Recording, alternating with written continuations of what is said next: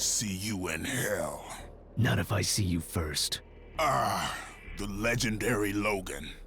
Sense of humor. Die well, Logan.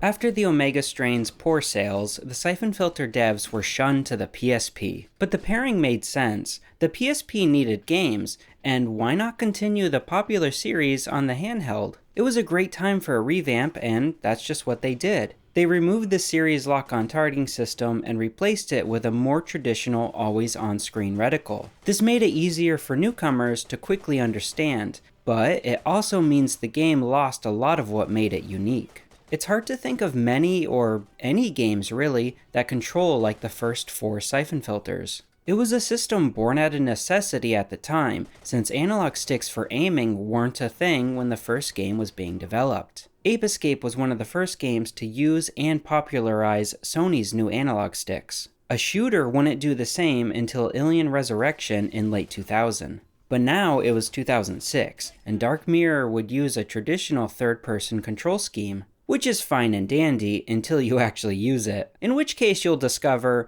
wow, this feels like ass. I'm not exaggerating when I say I think this might be the most stiff shooter I've ever played. The layout for the controls are a bit wonky, but I give leeway since it is a PSP port. I really don't mind that. What I do mind is since the series' inception in '99, not a single thing was done to improve the shooting. It's been 7 years, and they still couldn't be asked to improve the combat. They even removed bloodstains and added weightless ragdolling. Let me try the front panel.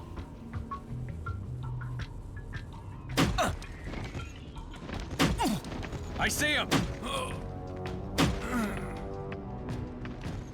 I assume this is because the latter is easier on the system's hardware, but it shouldn't be. Details in games shouldn't go backwards. I'm also assuming graphics are always the priority and details are sacrificed for those graphics. I'm sure the devs would have loved to have a real-time lighting system and bloodstains and breakable glass and ragdolling, but the PSP just couldn't handle that. But even so, is it worth cutting all these things just to up the textures a tiny bit? Who's even playing portable games for the graphics? The game does look nice, but I don't care. I don't play portable games for the graphics, we just went over this. Also, every NPC is voiced by Nolan North. Don't set it up next to the truck! No time to move it. Someone's coming. Several cutscenes have 3 Nolans talking to each other. Normally this only happens when I forget to take my medication. It's not all bad. The game does look great for a PSP title, and there are little touches like the flickering lights from a fireplace. Levels often have small details like smoke from chimneys in the distance and fog in the mountains. You can even see bloom from windows and lanterns too. Also, the game has a bunch of these really well shot cutscenes with decent voice acting and, oh my god, Gabe, that's not Gabe! That's some kind of uncanny valley imposter, Skinwalker Gabe. The gameplay itself is a traditional third-person shooter like Gears of War, but it does retain a lot of the series' mobility. For example, you can still shimmy across ledges, use ladders, shoot from ladders, crawl in tight spaces, and in a new edition, use pre-placed zip lines. You can shoot from them too. Neato. 2 new gameplay additions are Gabe's goggles. Aping Splinter Cell style, Gabe's goggles can now see infrared and electronic devices. You'll use these to find hidden codes in the environment. You'll also follow cables to terminals and shoot enemies through walls. Sounds great, right? Well, it is. It's really cool when it happens the first time, and then it never happens again. There's only a couple parts where you'll use the goggles to solve a puzzle, and it is awesome. It makes you feel like Batman, Gabe, and you're solving a problem yourself like a super spy would. But these instances are so few that you really forget they exist. It sucks because those faint, fleeting moments should make up the majority of the game. I want to be constantly confronted with a problem, preferably with a time limit, and then fail to solve it because it requires quick wit. But yeah, give me the option, give me player agency. It could be things like escaping a poison room, which actually PsyOps the Mindgate conspiracy did perfectly, which, God, I love that game, I'll make a video about it someday. But another example would be like talking to someone while undercover and having to say the right thing to get past them, which actually Alpha Protocol did perfectly too. God, I love that game. I'll make a video about it someday. My point is, being a super spy should be about both using pew-pew guns, but also your big curvy brain. It made sense back on the PlayStation, but it's been almost a decade later. There is no excuse anymore. The standards were raised, and Dark Mirror learned every wrong lesson from better games. There's nothing wrong with liking bad games because of nostalgia and a need to see things through. If this didn't have Syphon Filter slapped on the front of the box, I likely would have never played it. Nothing about it stands out to consumers. It just sucks that it took player trust that it built up over the years and squandered it with a forgettable experience. The levels are linear and follow a linear story, which is great, but the objectives are not so great. You run through the level killing people, defending other people so that they can hit a button only they can hit. It's not bad in theory, it's just nothing. I'm having to rewatch my own footage and consult my notes on a game I just finished last week. I don't remember what I just played. Now, maybe that's a me problem, but I can't help but feel it's also a Syphon Filter problem. I wouldn't be too harsh if the gameplay itself was a lot of fun, but it's not. Enemies don't react when getting shot, they just stand there firing back until their invisible health bar drops to a 0 value, at which point they awkwardly shift into ragdoll mode and fall over. There's very little strategy or thought put into it. Sometimes you gotta take cover, I guess, but that's about as thinky as it gets. You know, the more I think about it, the sadder this game makes me. Omega Strain really was the death of the SF series. Sure, there's this game and its sequel, Logan Shadow, but you could have called this game anything and it would have been fine. It's not like there's anything in here that's unmistakable as Syphon Filter. Syphon Filter the virus isn't even in the game, which I guess isn't all that important, but still. They did try new things though. You can now hug walls and fire from cover like in Metal Gear, but it's bad and clunky to control. Also, you get this new sniper rifle, but I don't really get the obsession with it. It's like they try to make it your main gun because it's with you on pretty much every level. To be honest, I'm not a fan of it. It has different darts you can use, like gas darts, explosive darts, and electric shock darts, but they're basically all the same. The game never forces you to use one over the other, and they always take out a target. The game itself begins with a tutorial given by Teresa, who should have died in the second game, I'm Still Mad. Okay, your goal in this training mission is to learn basic agency navigation and maneuvers. Follow the arrows in my instructions to reach the agency flag. Once you've learned the basics, you can try the mission again and attempt to break the record time. Are you ready? Ready. Go.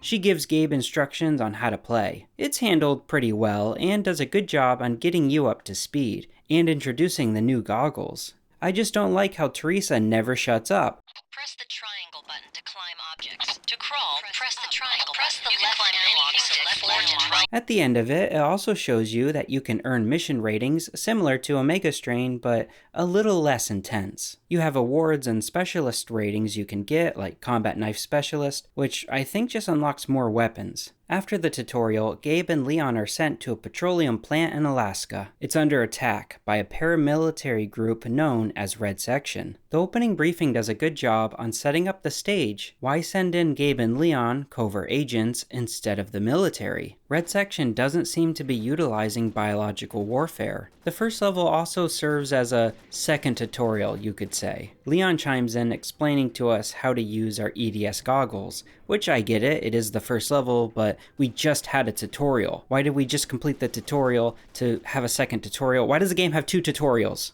Try using your EDSU goggles. And I didn't think you could, but yeah, no shooting out lights. Bummer. After stopping the plant from blowing up, the first level ends with providing Leon some covering fire. You can tell her when to advance with a button press, and it's just not fun. The later Syphon Filter games really have this problem with putting their worst foot forward. Damn, that's hard to say. Remember how amazing the first level of the first Syphon Filter game was? Why is this not better than that? Isn't that the standard we all should have? And don't tell me my standards are too high. I'm annoyed by this because I care. Replaying these games in order, experiencing how each one is somehow a little worse than the last, is baffling to me. It's like the devs are learning in reverse. I don't want Leon to awkwardly shuffle to her next pre-programmed spot, waiting for me to push a button. And how did the CBDC guys in the first game seem so much more intelligent, reactive, and independent, but not Leon in a game that came out like 7 years later? It's so stiff and awkward and fake. I'm bored. Leon, wake me up. Staging area? Oh god, that's horrifying. Thank you, I guess. On to the next level, and you meet up with Nolan, who's talking to himself. Don't set it up next to the truck! No time to move it. Someone's coming. There are a few instances where enemies will kick over tables to act as cover. Now, these are scripted events, but I don't really have an issue with that. They make the enemies seem more dynamic, which is always a plus. This section also has you using the goggles to follow a wire in order to access a terminal. After which, enemies storm into the room, which again makes them seem smarter than their programming actually is. I really enjoy these moments, and I give the game props for them. After which is a turret section that spawns a bunch of guys. I don't like turret sections, but I also can't complain too much, because these were just so normal around the time this game came out. I feel like every shooter had at least one turret section. After which you get I don't know if I want to call it a callback, but you fight a fully armored flamethrower-wielding boss guy. Now, I don't know if he's actually a boss, he dies in one shot, but he's kind of like a boss. I mean, he has a health bar. He's basically just Gerdu from the first game, but forgettable and worse in every way. The game even refers to him in the next level's briefing. I talked a bit before about how this game is a regression, and you couldn't find a more perfect example of that with this boss fight. The fight itself is comically short. I'm replaying footage because that's all the footage there is of this guy. It's that short. His design was already done 7 years ago, he has no personality, and he just appears in the story with zero build-up. Whereas Gerdu, he had an accent, he was part of Black Baton. I mean, the fact that I can remember his name, his accent, where you fight him, and the name of the organization he's in speaks to how memorable he was. Compared to this game, where I had to look up the footage twice while writing this part because I forgot his name twice. It's Red Jack, by the way. Now, what does Red Jack mean? I don't know. It's just a code name they give, a very generic, forgettable code name. Whereas I'm pretty sure Gerdu was his actual name in SF1. It wasn't like a code name. I googled Red Jack just to try to find more information, and I guess it's another word for Jack the Ripper. Now, what does Jack the Ripper have to do with flamethrowers? I don't know. Red Jack, is that you? How'd it go up there? Hey, I'm working on the power here. Whatever you do, don't hit that breaker switch.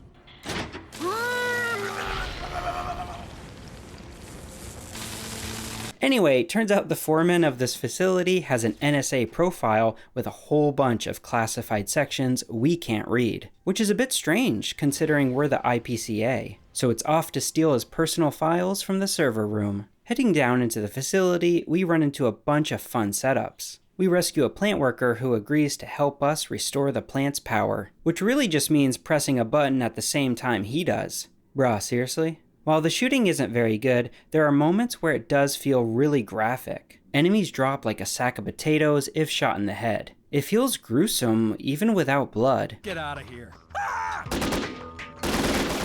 Logan finds a bunch of missing data drives in the server room, but there's an off-limits section of the plant. While Gabe's heading there, Leon is at the enemy landing site looking for missing drives. Switching characters isn't new to the series, but a YouTube comment pointed out that Gabe doesn't feel special whenever everyone else plays just like him. And I gotta agree. You also play as Leon, Teresa, Mujari, and they're all identical to Gabe. So why is he special? Gameplay-wise, he's the same, which I get. It would be a nightmare to design gameplay for different characters, especially back on the PS1. But lore-wise, it really downplays Gabe. I thought the implication was that he's the best at what he does. Like, sure, there are other agents who are great at their jobs, but we're playing as Gabe because he's the best. He's supposed to be the most interesting character in the story. The point of view is usually that person. It doesn't have to be, of course, but it usually is. I think Leon makes the most sense, to be fair, as she's had the same level of training, if not more, than Gabe.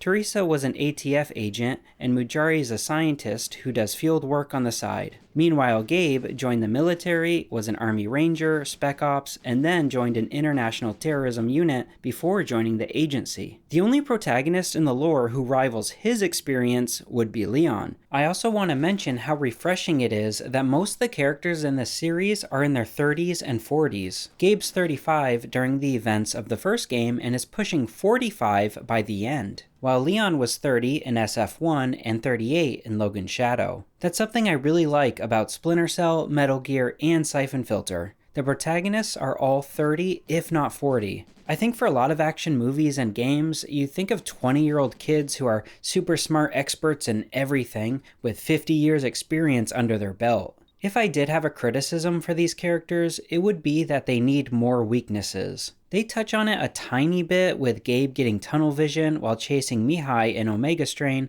but even in that game, he's proven right. Sam, Gabe, and Logan don't make enough mistakes, and I think that's kind of boring. To be fair, it's a holdover from earlier video games not having good stories, so I get it, but there you go. Michael Ironside wasn't even going to voice Sam Fisher unless they made him more than just a dumb action hero. I doubt early iterations even included him having a daughter, which isn't much, but it's something, and it's more than most games were doing back then. Which is why the first Metal Gear was mind-blowing at the time. I just wish Syphon Filter did more of that. They do try a bit in this game, which we'll get to. The landing site is a nice escape from the cramped facility Gabe's at. The plane itself acting as a fun set piece in the center. I also like how you're playing both sides of the story. When Gabe is talking with Leon, she was here, but now you're doing what she discussed with Gabe over the radio. Before we can leave, however, we gotta disable the plane, which means going through it, climbing to the top, then slowly walking away from the explosion.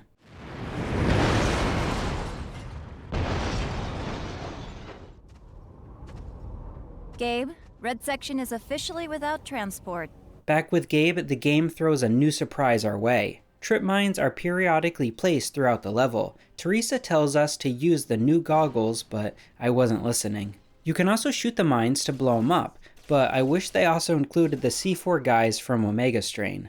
They're like little jump scares. The downside to wearing the goggles everywhere is everything's red. All the time, always. There's no real functional disadvantage, I guess, but red. To be honest, I hate alternative vision modes in games. It's not really bad here, but I'm having Batman flashbacks. I'll always blame the Arkham games for popularizing Batman vision, which now almost every game uses, even to this day. It's either a stupid vision mode that makes the game look terrible via a filter, or it's a stupid ping. If I need to ping to find nearby collectibles, then how about designing your game better? I'm looking at you, Assassin's Creed.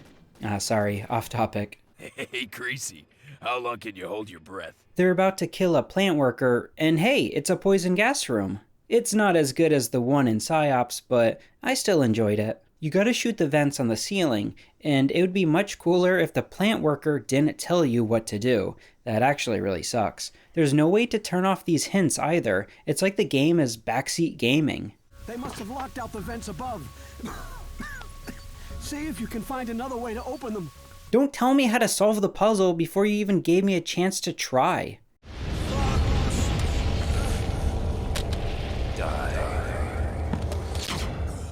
The guy dies but drops a flower, which is strange.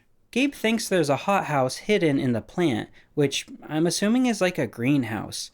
I don't know plants. One section of the place is blacked out on the map, so it's where we're heading. I want to say it's clever of Gabe to think of that, but then I realized, no, it's not. It's bad writing because there's no reason this guy would have a flower on him. I'm guessing the flower has something to do with Dark Mirror, which is probably a biological weapon like Syphon Filter, but why would he have it on his person?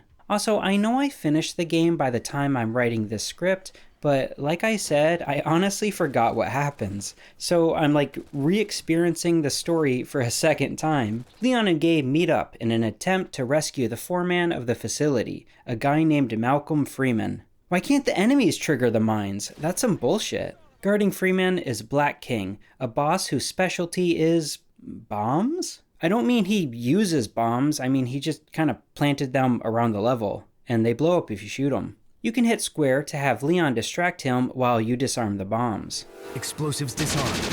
Thank God. Now we can take him out. Freeman's been killed, unalived himself via a cyanide pill. On him was a disc showing this plant was a front for a covert government weapons program. Back at IPCA Command, it's good to be back, we find out that they were working on Project Dark Mirror. The corporation putting up this front were modifying plants and working on something dangerous. Anyway, they're called chemsynth, and the source of these plants are from their operations in Peru. The head of security there is a woman named Addison Hargrove. She was Gabe's first partner when he joined the agency and his first and only love interest in the entire series. It's a big character development. Ooh, Gabe's got a girlfriend. Had a girlfriend. See, she left the agency and never told him why. So it's off to Peru to get some answers. Red Section is here and provoking the locals to rise up against the chemsynth corporation working on Dark Mirror. We find Addison just as she's being captured by Red Section. We rescue her, exchange awkward dialogue. Heard you screaming, thought I'd come up and say hello. Same old Gabe. Let me guess. You give me protective custody in exchange for my files. Something like that. What makes you any different from them? For starters, he's dead. Then fight together to her field office. There's another turret section here where you have to defend her while she runs ahead. Inside her office, the writing is not bad. It's melodramatic like a Hollywood movie, but hey, it's okay, all things considered. You still have that old quilt, I see. I can't believe you remember that. It was my mother's. I remember a lot of things. Okay, I've got it. I know you do, Gabe. I'm sorry. Empty. All my back files are gone, but at least we have these. Gabe, are you ready to rendezvous? Affirmative. We're on our way. Gabe? I'm sorry. Yeah, you keep saying. Let's get the hell out of here. This is the first time a Syphon Filter game really put the characters in the spotlight, which I think is a smart choice. It adds drama and makes you care a lot more than just stop the doomsday weapon. Addison isn't sure what chemsynth was researching. They told her it was for a pesticide, but Red Section is starting a war against the UN and local government forces in order to get whatever it is. First in Peru and now in Bosnia. It's obvious Addison isn't telling us the full story, but Gabe lets her go regardless. We head to Bosnia and strike at the same time as the UN. There's a few times during the combat that just feel really good. Headshots in this game, despite not having any gore, are super satisfying. On a related note, I actually really like Gabe's voice acting too. UN peacekeepers are beginning their assault. I'm heading to the insertion point. I think it's the best he's sounded since the first game, and he's pretty well written. I also think it's helped by the fact that it's a very Gabe-focused game, far more than any of the prior games in the series. You know what I mean. I don't know.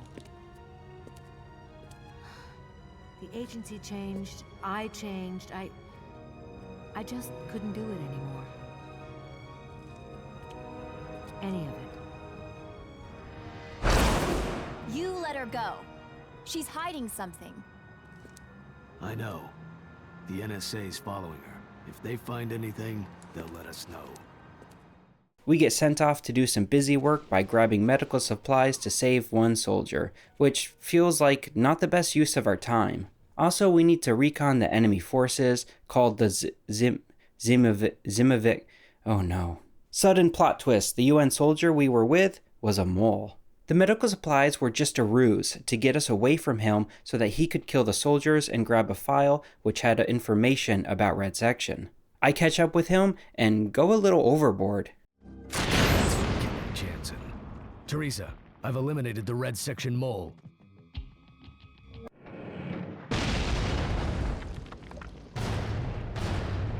What the hell was that? And Abrams. Looks like one of the good guys.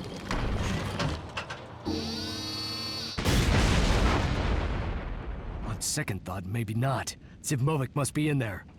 An MIA 2. Can you use your EDSU goggles to spot the weak points?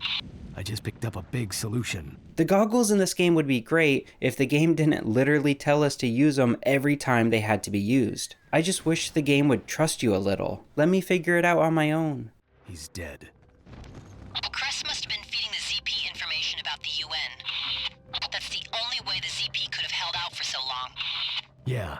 Crest was a Red Section mole working inside the UN. Damn kids never had a chance. The bastard was posing as a medical worker and I left him alone with them. How did Red Section get someone placed so highly in the UN? How many more young kids like Jansen are gonna die before we get some answers? Logan out.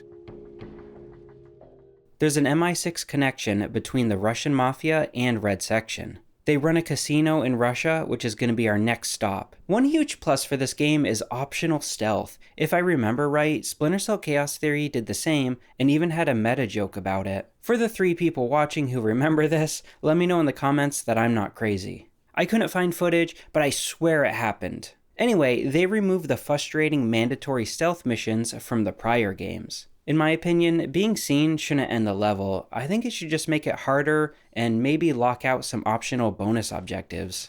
While inside the casino, Red Section arrives on scene to stop us. They even start taking out the Mafia members. Mr. Touchstone, Mr. Yavlinsky is currently dealing with the crisis, but if you'd like to...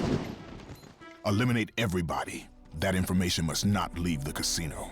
Some of these guys got body armor, and I don't know why, but this level design is so much more interesting than the prior ones. In earlier levels, you were shooting in bland city streets or boxy ruins. Here, you got underlit statues, card tables, balconies. It's a far more memorable environment, much like the first game. The first game had city streets too, but instead of store 1 and store 2 lining the streets, it was a bar with a pool table and an alleyway with a hidden grenade launcher. There were little discoveries waiting to be found. I think care was put into it, and care in games is one of those things you don't notice, but your brain did. Syphon Filter Dark Mirror, it just doesn't care, not like the first game did, and I find it really sad. I don't think even the devs noticed. I don't think it was intentional. Anyway, Leon picks us up while Red Section wipes out the Mafia. Red Section's second in command is a guy called Touchstone. Okay, so turns out Red Section is being partially financed by the Mafia,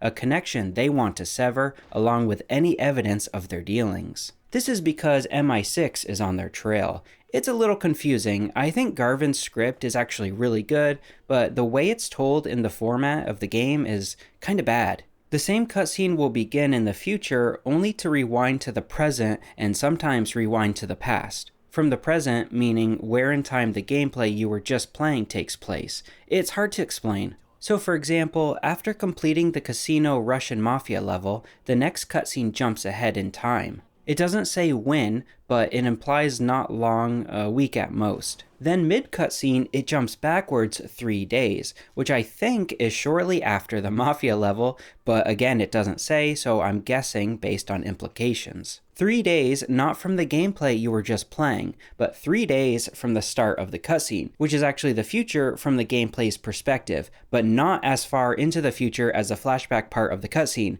You're working with 3 periods of time, all in the span of 3 minutes, told in a non-linear order. Christopher Nolan movies are more linear than these games. You gotta bust out the corkboard and thread to make sense of this. I'm losing my mind. It's very difficult to keep track of what's going on and when. Okay, so Addison reveals she had a daughter, which is why she left the agency. She took what she thought was an easy security job, which is how she got caught up in all this. Gabe asks if the daughter is his. She says no, which, yeah, fat chance. Anyway, Red Section took Addison's daughter because Addison stole her employer's information about Project Dark Mirror. Turns out it's a hybrid plant of some importance. Red Section wants that info. Addison wants her daughter back, and Gabe wants some love in his life. So Gabe and her team up to spring an ambush on Touchstone. Where is my daughter, you bastard? Keep him talking. And Addison, nothing's going to happen. I promise. Tell me where my daughter is, and I'll tell you where the discs are. You are not in a position to bargain. You better not harm her, or I'll kill you myself. I'll slit her throat myself if you don't give me the discs. The deal was you come alone, you bastard. The deal is simple. The discs for your daughter. I don't trust you! Addison, no! Oh no. What was her plan? Oh, I see you've brought snipers to watch over our deal. Let me engage in fisticuffs with you? What did she think was gonna happen? What was she envisioning in her head? Anyway, Gabe goes full Hulk mode. Nolan North voicing every NPC kinda takes me out of it, but whatever.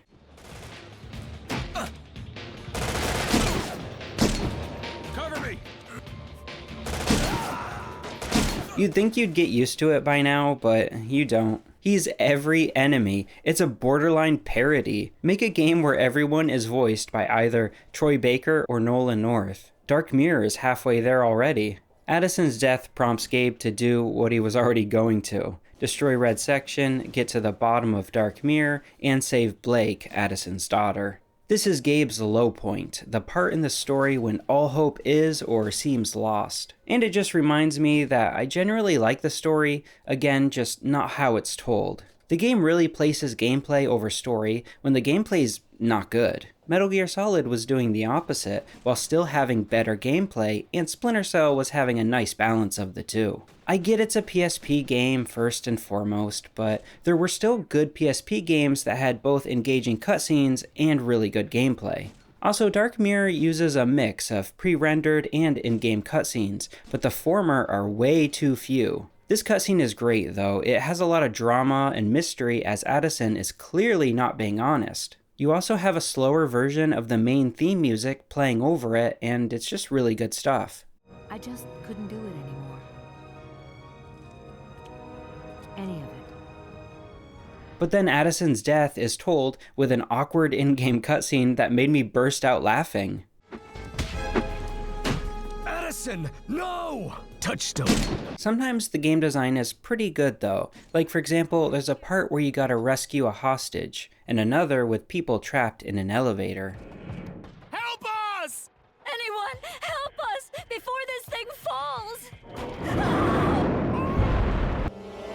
These small moments of drama break up the flow in a really nice way, and it's great that they're peppered throughout the game. I feel like sometimes games will front load all the cool bits to the beginning and then just coast until you hit end credits. But like I said, the combat itself can be a bit off. Thankfully, Touchstone's boss battle is epic. Seriously, what is this? He runs out to a balcony and you shoot him in the head. Did I play it wrong? Is my game bugged? Is this some kind of meta commentary on boss battles in games? Syphon Filter, why do you make it so hard to love you? Next is another time I burst out laughing while playing. The legendary Logan. Sense of humor. Die well, Logan.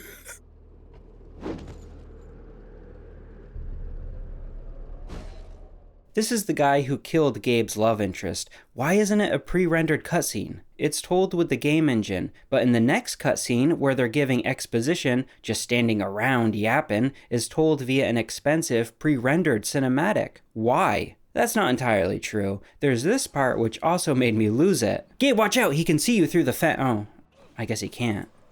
Okay, how does that work? How can he not see him through the fence? Back at base, using MI6's listening devices that were planted at the Mafia's casino, we learn that Red Section is the personal army of a guy named Grant Morrill. Grant used to work for Interpol, but now he's working on Dark Mirror. Turns out it's a new type of nerve gas. His company is heavily guarded, and he's developed armor that deflects bullets. We're here to stop Dark Mirror, rescue Blake if she's still alive, and bring Morrill to justice. Gabe and Leon split up as Leon finds and rescues Blake from a Dr. Evil-style death trap. I'd expect this silliness from a Resident Evil game. Anyway, we rescue her, but she takes off running. Get away from me! Hey, get back here! Gabe, I found Blake, but she ran off. I'll track her down. Keep after Singularity. On it, zing out. Leon takes after my own mother as she attempts to destroy the Dark Mirror data by shooting the computer monitors. Leon, that's not how that works. Opening now.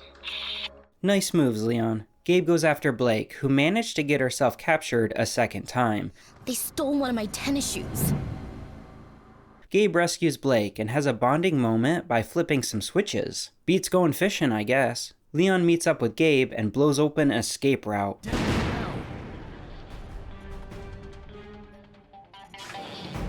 Leon, get up here and escort Blake out of the facility. I have a score to settle with Singularity. Roger that. Blake, go with Leon. She'll get you out safely. Okay. Gabe, we don't know what he's going to do with Dark Mirror. Just get her out of here. I'll handle Singularity. How many have died under your command? Your file lists quite a few. Jason Chance, Imani Gray, William Crusher. How many more? Grant's boss fight is trash, but it is better than Touchstone's. Also, the banter is hilarious. You're more impressive than your record. And I've read yours. Your codename fits, doesn't it? Skull so dense nothing can escape, not even intelligence. Kill him! Wouldn't that mean he's smart, since intelligence can't leak out of his skull? Am I the idiot for not getting this? Anyway, he taunts Gabe by recalling all the big events from the previous games. I'd be lying if I said my heart didn't grow 3 sizes that day. How'd you feel when you found out you'd been Vincent Hadley's bitch during the entire Syphon Filter fiasco? It's a really cute callback. The game is telling the player, hey, if you stuck with the series this long, thanks. It's a nice bonus for longtime fans such as myself. Anyway, you beat Grant, or Singularity, which is his codename, by using electronic gadgets and shooting him a bunch.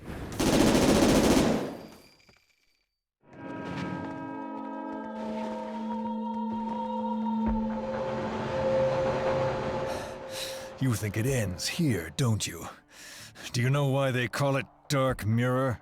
I don't care, Singularity. It's over. Don't forget, I know agency tech, Logan. I know all about you. More than you know yourself. Your rifle, for instance. Don't. I mean it. Your X-34 gas darts. Who do you think manufactures them?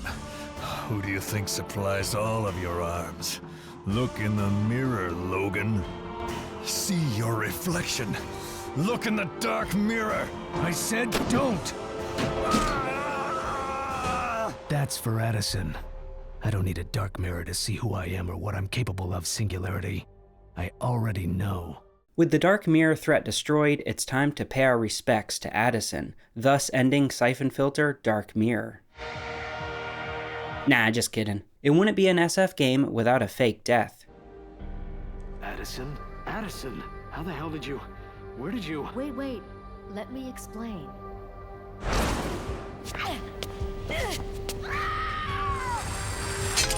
There's nothing easier than faking a death. You tell me that yourself. Why did you lie to me? How could you let me think you were dead? Look, I didn't mean to lie to you. Mom, what's taking you so long? Oh, Mr. Logan. Hey, kid. Honey, I told you to wait in the car. I'm glad I get to see you again, Blake. I wanted to tell you something. You've got to be the bravest 10-year-old anyone's ever seen. Thanks, Mr. Logan. But I'm 12, not 10. Okay, hon, get in the car. Mom! Go! Okay. Bye, Mr. Logan. Thanks again. Hurry up, Mom. She's 12. Why didn't you tell me she was mine? She's all I've got. I can't trust anyone with her.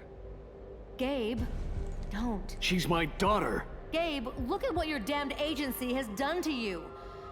Do you really want to risk putting her through that? Mom, come on. Are you going to leave the agency? Leave your life behind? Mom, come on. Mom. Gabe, let us go.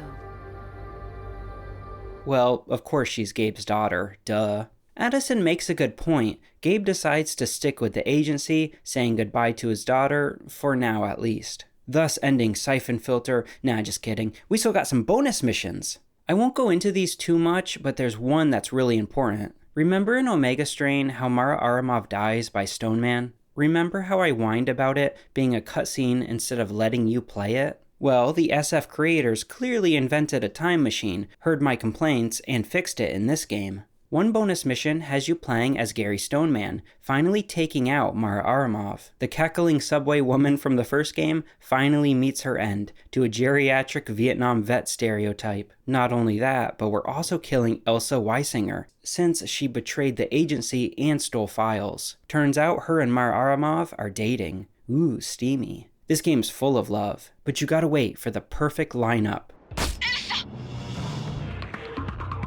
Oh my god, stop moving. You may have a steel plate in your goddamn head, but that ain't gonna stop me.